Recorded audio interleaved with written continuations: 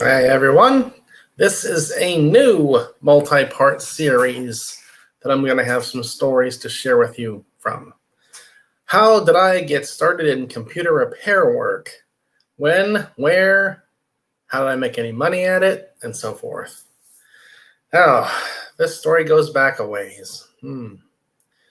Let's start back around 1992 or so.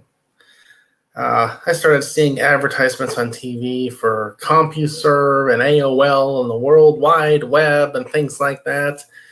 And for a long time, it was like, yeah, it's something, but I don't really, what am I going to do with it? How's it going to make me any money? And so I ended up going through college, and I graduated college in 96. And even then, I had been in the computer labs for a few classes, but still, I would use the computers for the lab and for the class, and that was about it. Like, internet, this, that, whatever, I don't know where anything is on it. I don't know much about it. Whatever. And it wasn't until about 1987 that I started thinking, hey, let's look into this thing here. Let's learn about this whole internet thing I'm hearing so much about. And I was kind of mad at myself then because, it's been out for years, and just now in 1997, you're just getting started at it. I thought I was so late to the game beginning in 1997 on the internet. But I made up for lots of time there and started reading and learning and doing a lot more about it. And I didn't have a computer at home. I had to go to either my local libraries or the local Penn State campus. And of course, then you're restricted. They close at a certain time, or you can't get to all websites that you want to go to on each computer. At the time, you had Netscape browsers on some computers and Internet Explorer on other computers. And I didn't know the difference between the two. Some of them would display certain sites, some wouldn't. And it just happened to be whichever computer I sat down at, what browser it had, would these sites work or not? So, the whole thing of me learning the internet and finding websites and video streams and like that's a different story. But the basic thing about computer work, that's what we're talking about today. I had to play this whole game, going to libraries, going to the Penn State campus. What days are they open? Is there anyone else on the computers? The internet is really slow. It's all dial-up at this point. There's no broadband anywhere. There's no streaming video of any kind playing. Anything that had to download a photo was a big deal.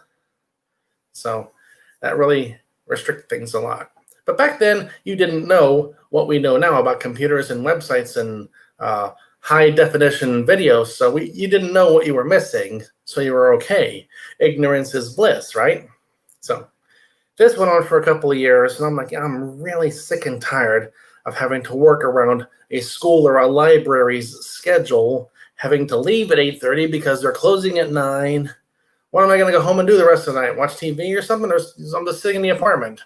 So finally, it was late 2001, about November or so of 2001. I said, all right, I'm getting a computer. But, computers cost all kind of crazy money. So I'd be getting the Dell catalogs that were really popular back then.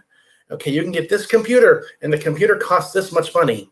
If you add a better processor, more money. If you add a bigger hard drive, more money. If you add extra memory to it, more money. If you get a bigger monitor, more money.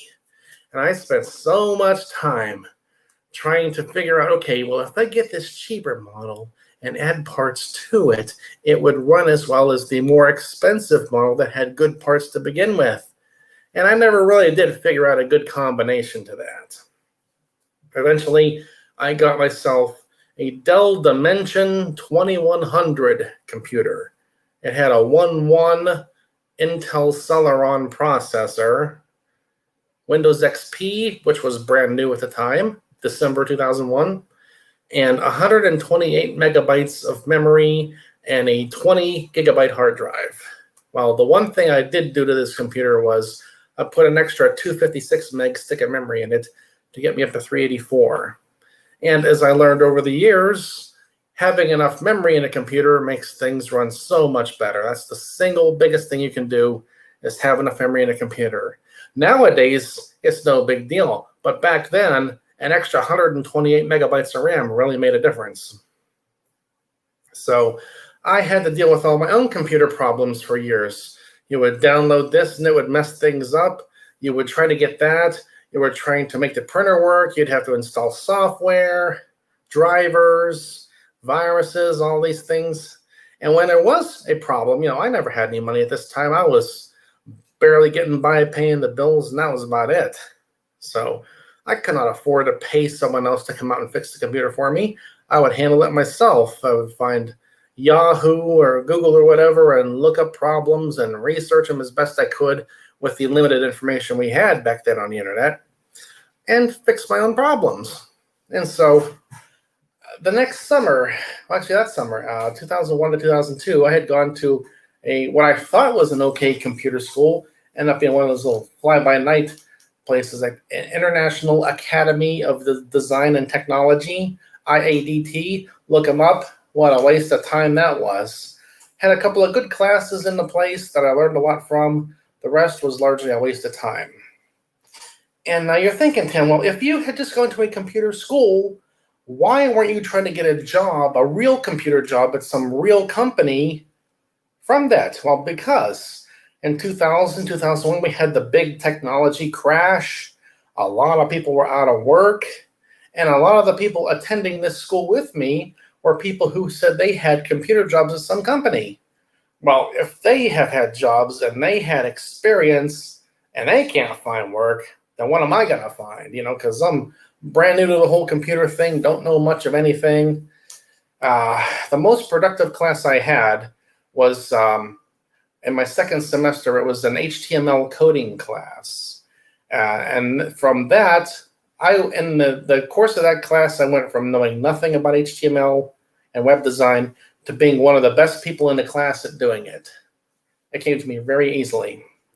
And people will say, well, HTML isn't programming. Shut up, it is. Because it makes me feel better about the things I did with my HTML design. So there. And if you look if you go to my website, loudmouthtim.com, and view the source code on the homepage, it says in there at the top, first HTML code written August 23, 2002. I spent a few months making the home page, making the other pages, playing with the colors before this site, was put up and released April 1, 2003. But in the course of doing all this stuff, I would encounter all kind of computer problems and figure out how to fix them. And I got to thinking eventually, maybe I can make a few bucks going to people's houses and fixing their computers for them, because I've done a lot of learning and researching, and the average person does not have that kind of technical ability, and they're not going to know what to do. So I started advertising for that. But here's the first problem that came up. How do you advertise? Well, I got no money for a billboard, and even if I did, that billboard only covers this one street right here. And you know how much money they want for billboards per month? Hundreds, if not $1,000 or more. Absolutely out of the question. So I got to thinking, okay, what can I do? At the time, there was people going around putting these little 12 by 18 signs in the ground on the metal sign stakes. And it was these really annoying signs. It would say single ? And a phone number for some kind of dating service or whatever it was. But the way they would make them is they would have, their single, and the phone number was printed out black and white on a piece of paper. And they would lay this piece of paper on the white coroplast, like that cardboard looking stuff. And they would shrink wrap it with plastic. Okay. These signs are very annoying. They're a nuisance. I'm doing a public service by taking these signs away. And take a knife and you cut along the bottom edge of the, I'll use this for my example. Cut along the bottom edge of the sign through the plastic. Slide the piece of paper out that had their stupid advertisement on it. Put in my piece of paper with my advertisement and my phone number, and then use some clear tape, like Scotch tape, to tape it back shut. And it was okay unless rain got in there. But it would be something like Tim's, computer repair, whatever, and then phone number and things like that. And I would take those signs and those metal sign stakes and put them back out. And there's my first kind of advertising. Cheap and effective. The point of doing this is to make money, not to spend money on advertising. I want to get something for nothing. Minimal investment, maximum profit. MMM. Mo money for me. Let me pause for a minute. I think I skipped over part of the thing. Yeah, anyhow, I started doing computer repair work for myself. This began in early 2004, and I kept doing it all through about the year 2019. And I'm semi-retired from it now. I haven't advertised in about 2 years. Over the years, I would print out little business card-sized pieces of paper and cut them out like 10 to a piece of paper. Again, I'm not going to spend money for a business card. I'll just, print them up on colored paper and cut them out with scissors there. Minimal cost, maximum profit. Doesn't have to look good, just has to deliver the message. So people still have my cards. And once in a while, I'll get a call. I got a computer problem, and if I feel like it, I'll go and do the job or not. We'll see. So anyhow, let me get back to my story. The first part of this story here, this first part of this series is telling how I got started. I forget if I said this at the start. I got rolling on the story already. But I got started in it, and here's how I developed through it. And each part of these stories here, I'm going to tell you about. This is a certain kind of problem I had, with like a computer or a program or the people. And there's a lot of stories about the people. But anyhow, this is the basic setup of the entire thing. So I started advertising with these little signs. I would salvage them, rebuild them to suit my purposes, and put them back on the roads. And it took a while to learn the details of that, putting out signs strategically, and I always used rush hour traffic as my main source. Where is all the traffic flowing? Where can one sign cover the maximum amount of people seeing it? Get the most views per sign. And for a long time, I got really good at that over time.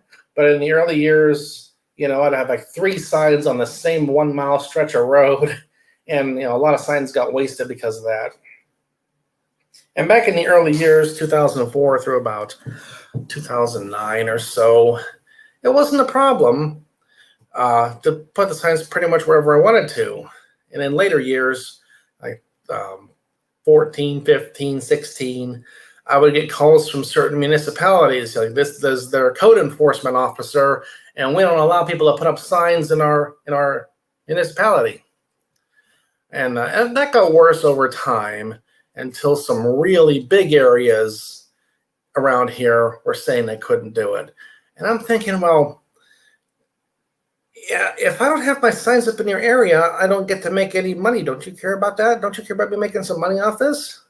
And apparently they didn't.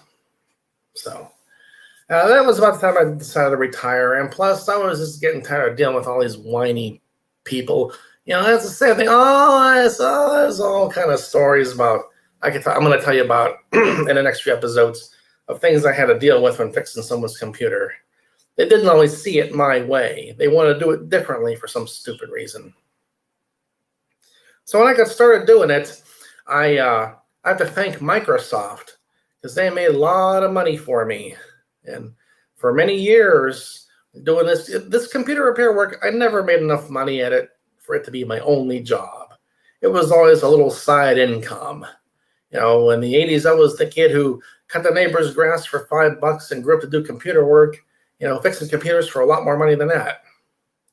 But it was many, many, many times fixing someone's computer, paid the rent, put a tank of gas in the car, or financed a trip to the supermarket, or paid utility bills because of computer repair work, whether or not I had a regular job on top of that.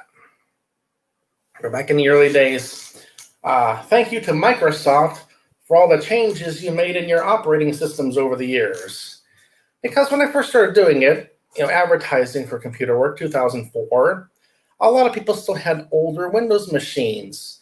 95, 98, ME, NT, Windows 2000, and they wanted to get the new, at the time, Windows XP on their computer.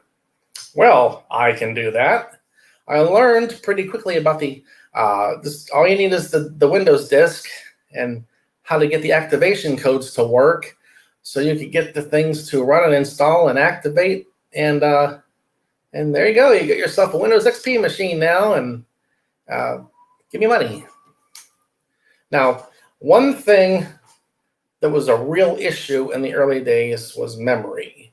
You had to have enough memory in the machine. And I tested it on my own computer. I would have my computer running, say maybe a brand new fresh install of XP with nothing on it, running on 256 megs of RAM, cut it down to 128, see how it runs, cut it down to 64, see how it runs, cut it down to maybe even a 32 megabytes and see how it runs. And in the early days, I would know to open up Task Manager and see, with the computer running and sitting there kind of idle, not really doing much or going on the web at the time, did you have at least 100,000 bytes, 100 kilobytes, 100 megabytes of free memory at the time? If you had 100 megabytes of free memory, the computer would run fairly well. But and most people didn't have extra memory. They didn't understand why memory was a big deal in a computer. And I'll tell you why. Because reading and writing to the RAM is a whole lot faster than reading and writing back and forth to the hard drive. And if you don't have enough memory in a computer, it has to go back and forth to the hard drive for every little thing, and it really bogs the computer down like you wouldn't believe. So I would go on. Let me check and make sure I'm giving you the right information here. My computer is on right behind my laptop here. Yeah, to open up Task Manager, I would hit the Performance tab, and under Physical Memory, Total, it would say how much, cached and available, and then Free Memory. And you wanted to have enough memory free that you didn't, have restrictions. Physical memory being used, it was easily 60, 70, 80% in the case of a lot of computers. And the math on memory didn't work as directly as you might think it would. You might have 128 megabytes of RAM in the computer, and it would have, we'll just say, X amount of memory free.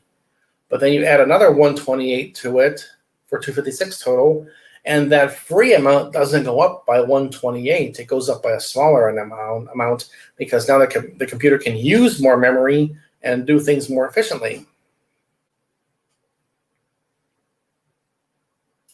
Let me close that. So let me see if I'm going to get off track here too far. The early years, let me review now. The early years, how did I get started in computer work? And I've already told you that. And my early jobs and my early methods of advertising. We went over that. The early years of changing operating systems on computers. The one thing I did for so many computers was give it more memory. And just from that alone, the computer had the ability to run better. And people loved me for that because you made the computer run so much better. It's never run as good. Yeah, I put enough memory in the thing. That's all I really needed. Give it a good cleanup, get all the viruses and junk out of there, a full fresh install of XP Home 32-bit, and you're set to go. And over the years, I'll get into this more later, over the years, thanks to Microsoft for making me a lot more work so I can make some more money. Because for a long time, Windows XP was the operating system. And if you had an older OS, I would give you XP, and I was your hero. Then when Vista came out, they changed a lot of stuff unnecessarily. It looked a lot different than XP, and people didn't like it. They'd call me up. Well, you know what? I can pull Vista off that machine and put XP on for you. Money. Then when Windows 7 came out, people either didn't like Windows 7 and wanted XP or Vista back. Money. Or people liked Windows 7 and wanted me to upgrade their old 95, 98 XP, NT, ME 2000 or Vista machine to Windows 7. Money for me. Then Windows 8 came out. Oh boy, and a lot of people did not like Windows 8. You want it back on 7? Money for me. And then when Windows 10 came out, a lot of people didn't like it. I put them back to Windows 7. Money. And sometimes people, for some strange reason, in the early year or two, wanted Windows 10 instead of 8, 7 XP, or whatever. Well, once I found out how to do that, money. So I kept on doing that over the years. Kept that cash coming in on the side and helped pay the bills and get me through life a whole lot easier than if I had not been doing that. We're at 20 minutes already. Wow, almost 21 minutes. Well, this is the first part of my multi-part series on how did I make money doing computer repair work. And, you have to have the skills. You have to understand the technology. You have to understand what's happening. If you change this, what will it improve or what will it hurt? If you change that, why is that good? Why is that bad? Do you know these things? More processor, more memory, more hard drive, things like that. And there's a whole lot of details. I can't go into everything over the show here with you, but we'll go over some of the big stories I have from time. That's all for this episode, and we'll get into it more here soon and talk about some of the computer repair adventures I had over the years.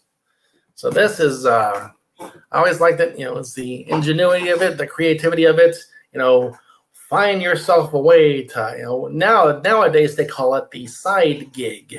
Back then it was just making money any way you could to pay the bills.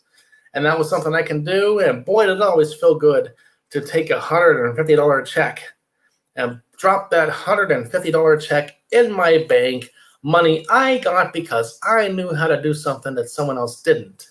And I could provide them that service, give them value. They were happy with my work. They referred me to their friends, and more money on money. So that's all for this episode right now. We're going to talk about computer work some more. And hit that subscribe button, please, because I see how many subscribers I have, and not that many people watch every single video. What's up with that, huh? You think I'm talking to hear myself talk? Yeah, probably. But we need to get a lot of subscribers. We're very slowly creeping up to the 200 subscriber mark after about 14 months of me doing a lot of YouTube streaming shows. And let's see if we can race from 200 to 300 and get this channel rolling. All right. Thank you. Watch the video and hit the subscribe button. Help me out here.